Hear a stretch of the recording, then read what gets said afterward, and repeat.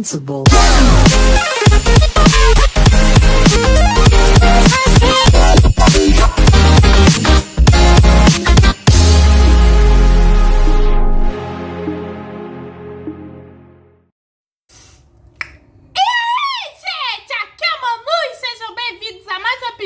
De The Apothecary Diaries. E temos mais do passado do Jin-Sen. E o pessoal nem se esforça mais esconder qual é a sua verdadeira identidade. O episódio começa justamente onde terminou o anterior, onde a Mau vai investigar meio que o local onde ficam os cadáveres antes que ele seja demolido. Assim identificar a verdadeira natureza que a Dama Anshi, a imperadora viúva, chama de maldição. Faz 6 anos que o imperador antigo foi de Vasco e sobrará apenas meio que o seu túmulo como lembrança. E a Anshi não vai ter sossego até que esse mistério seja resolvido. A mamãe aceita, só que ela pede para investigar o quarto na qual onde ele morava. À noite, a Mau já croca para ter o seu pijaminha. Bom, a Mau vai dormir junto com a Suiren, que é a assistente do Jin-Sen. E a Mau vê que ultimamente ela só foi voltando pro Palácio Jade, então fica feliz por voltar. E a Mau nem quer saber o que é, como a Rugyang vai pensar, é que a Mau é que partiu para voltar para o Jin-Sen. E a Mau começa a pensar que às vezes ela nem sabe que tipo de posição ela tem. A Mau vai procurar algo para ler, embora que os gols da Suiren sejam um pouco duvidosos.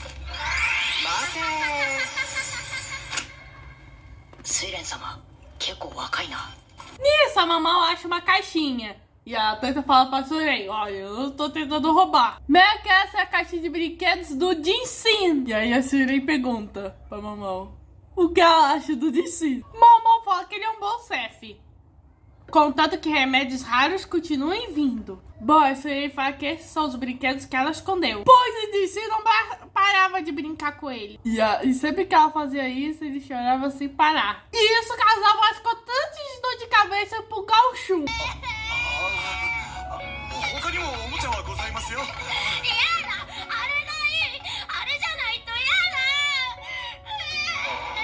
De acordo com a Suiren, ela só fez isso pois se alguém foca só em uma coisa, não vê mais nada além dessa coisa. E também foi porque ele nasceu numa posição na qual não era permitido. Não importa quanto fosse ruim, ele tinha que esforçar para se tornar adulto, já que esse era o desejo da mãe do Jin-Sen.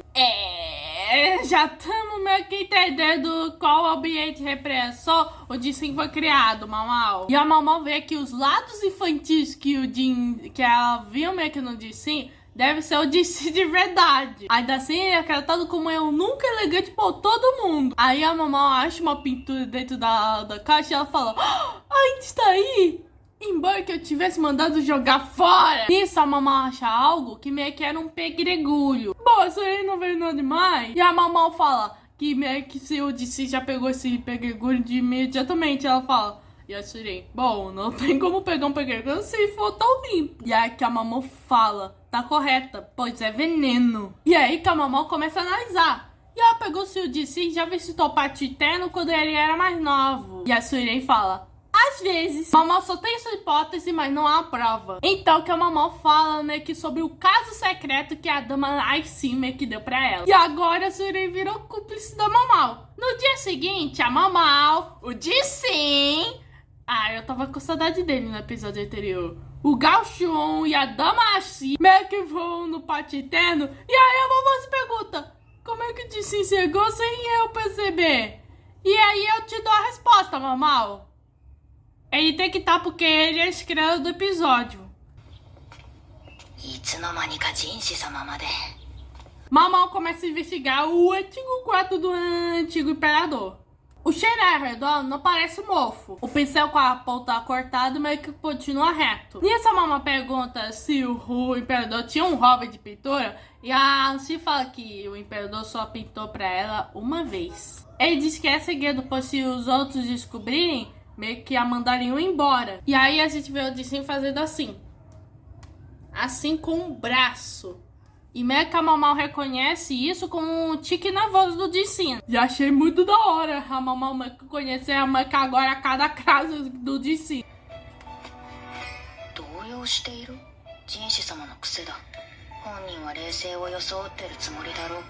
Para descobrir a verdadeira natureza da maldição, eles precisam de evidências. Aí a mamãe vai começando a fazer uma pergunta. Bom, a assistente da Anchi fala que desde que o imperador se colocou meio que no quarto, é sempre o mesmo servo que o servia. E acha que ele ainda trabalha meio que por aí. A mamãe meio que toca no pincel na qual o imperador meio que usava, o cheirava, há cacos translúcidos no chão e algumas marcas, como se ele quisesse frequentemente meio que limpá-las. E essas marcas aumentam conforme meio que se aproximam da parede. E nisso a mamãe percebe que a parede tá macia, pois meio que deve ter muitas camadas de papel grosso aí. E tem tinta na superfície para parecer mais que uma firme. Mamãe já tem uma boa ideia do que é essa maldição.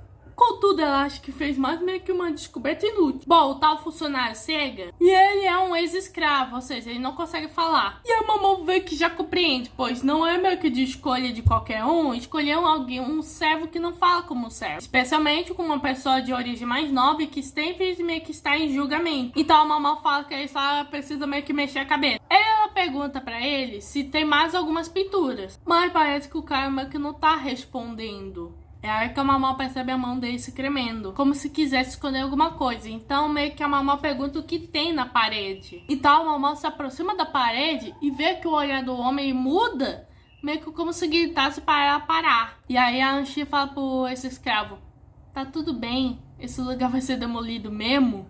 Então a mamãe revela meio que o que tem atrás.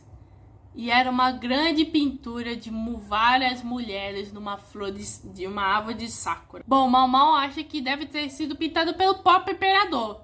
E ela nem tem interesse de conhecer a personalidade dele. Mau fala que meio que a tinta meio que usada é feita de um mineral chamado auripigmentismo. Aurinopigmento possui a mesma toxicidade que o algênio. E argênio tem a mesma meio que propriedade de dificultar a decomposição de outras coisas. Mau pensou que poderia ter um aureopigmento meio que por conta da parede. E que o antigo imperador absorveu o minério sem ele saber. No entanto, quando a Mau vê o formato do pincel, uma possibilidade diferente surgiu. O imperador antigo pode ter absorvido pouco a pouco em seu corpo. E certamente a substância deve estar circulando no seu corpo quando faleceu. Esse imperador meio que passava pintando algo que seria inaceitável. Ao menos é o que os outros à sua volta pensaram. Por isso nunca se revelou, mesmo sendo chamado de idiota. E aí a mamãe percebe que aqui meio que também meio que tava meio que frágil, como se tivesse mais camadas. Então a mamãe analisa que meio que a senhorita que meio que tá pintada aí deve ser a mãe do imperador. Ela era mãe de um filho que não servia ser imperador, mas como ele se tornou imperador por acaso, ela reuniu forças dentro de si para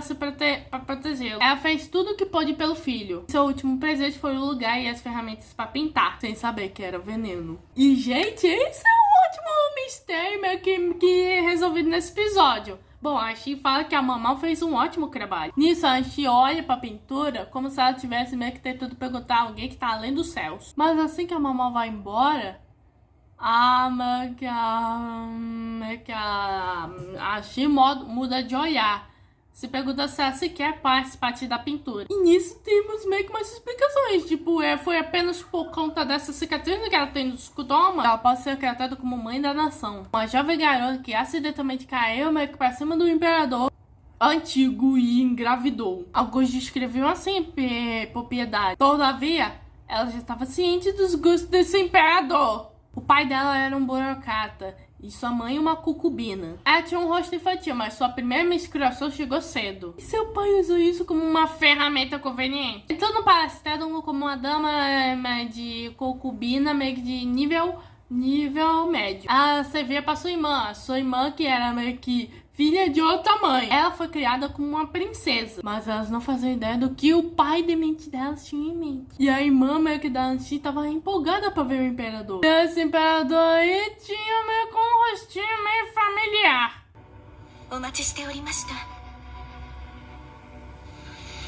E vimos que esse aí não gosta de ser tocado pelas mulheres, tanto que ele afasta meio que a irmã da Anchi. E meio que ele tá esfregando seu braço, com certeza por conta da tinta. Naquele momento, a Anchi meio que tava em dúvida em consolar a concubina ou pedir desculpas ao imperador. Entretanto, ela se aproxima dele.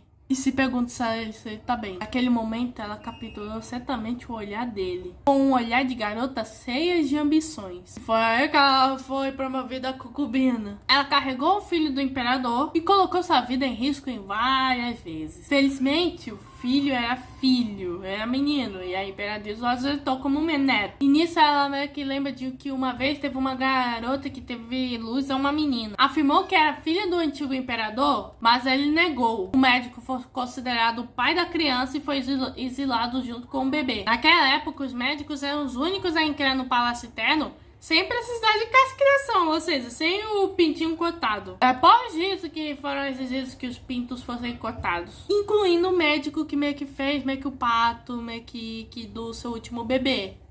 Que era exatamente o Lau Mei, o pai adotivo da Mau Mau. A garota que meio que deu à luz à suposta filha também meio que foi deixada no Palácio Eterno. E nunca mais apareceu. Daí, um tempinho depois, ela não tinha meio que mais uma aparência de mocinha. E o antigo imperador parou de visitá-la. Ela soube que o palácio meio que tá sendo expandido e cada vez mais jovens entraram, com a mesma missão que ele. É aí que a Imperatriz revê meio que o imperador antigo. Um homem patético, marionete da Imperatriz, que só sabe falar com menininha. E aí a gente vê ele meio que vai olhando para a sua próxima presa. Aí que a Anshin meio que nunca vai perdoá-lo. E daí tem uma cena onde meio que a Anshin tá intimidando o antigo imperador, dizendo: tá com medo de mim? Só porque eu não sou mais virgem? Ou talvez pela cicatriz da minha barriga. E gente do céu, eu gostei muito dessa cena, porque pô, é Anshin fazendo justiça pelas menininhas na qual ele colocou as mãos. A ideia é que queremos mais mundo, mais Anshin contra esses predadores. Depois disso, a mente do antigo imperador foi destruída e ele se colocou no quarto. E ela não quer e nem pretende pensar quem foi o culpado disso. No final das contas, aquele homem devia ter continuado no quarto, só pensando na mãe, da imperatriz e nas outras garotas que não tinham ambições. E uma vez ele a pintou. E ela guardou com carinho, mas pediu para Suelen jogar fora. E era exatamente a mesma pintura na qual a Mau Mau encheu na caixinha. E ela não precisava mais dessa pintura, como o imperador antigo não precisava mais dela. Nisso, ela vai se encontrar com o Jinxin, que olha para ela. E aí fala: olha, ele nos visitou uma vez no passado. E meio que ele mostra o aurigênio que meio que ele encontrou, né, que na época. Ou seja, recontextualizando. Aquele flashback que a gente viu meio que no episódio da Mansão de Infinitas Portas, meio que foi a mãe do Jinxin, ou seja, a dama assim que protegeu ele, e meio que ela olhava meio que pro imperador de maneira feia por conta, meio que pelas menininhas, e meio que ele tinha medo meio que da mulher, porque ela o atormentou. E essa joia que meio que na qual o Jinxin encontrou é o Aurine Pigmento. Nisso ela olha pro Jinxin e ela fala: filho de imoralidade, filho de um erro, não importa o quanto o chamem, ainda não deixa de ser um filho precioso. Ou seja, ela provavelmente sabe que esse bebê aí, o Jinxin, o filho crocado, meio que não é seu filho, é um filho de outra pessoa, de uma santa concubina virtuosa.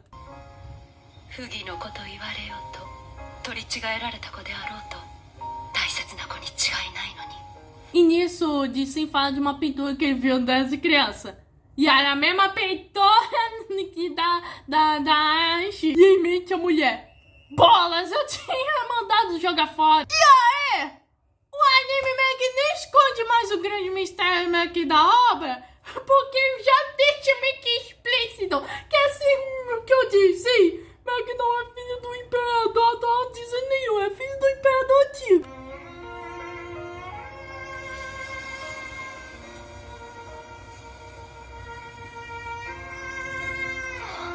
E a mulher pensa: é coincidência? Bom, o Jinxin pergunta se a pintura da mulher meio que da parede é impecável. E o que eles tentavam falar pra eles? E nisso, aquele flashback meio que macabro. E ela fala: eu não sei. Pode escolher não saber. E aí, a mãe ainda aproveita e fala: a propósito, você tava de olho naquela garota de verde aí. E o Jinxin fica: é que ela é bem útil. Jinxin, você não deve esconder nada da sua mãe adotiva. Aliás, meio que tá mais pra cunhada adotiva.